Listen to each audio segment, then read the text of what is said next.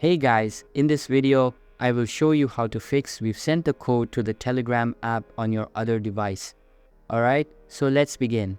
So, if Telegram says that they have sent the code to the Telegram app on your other device, it means that Telegram can currently detect that your account is still logged in on other devices.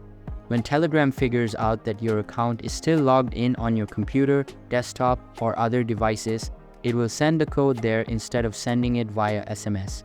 Now, after you have done that, only then might it give you the option to request a code via SMS.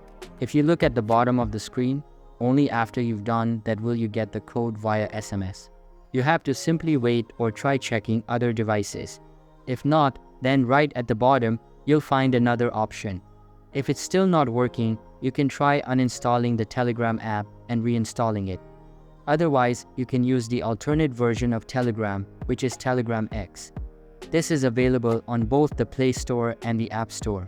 Just make sure to download and install this app and try to log in from here instead.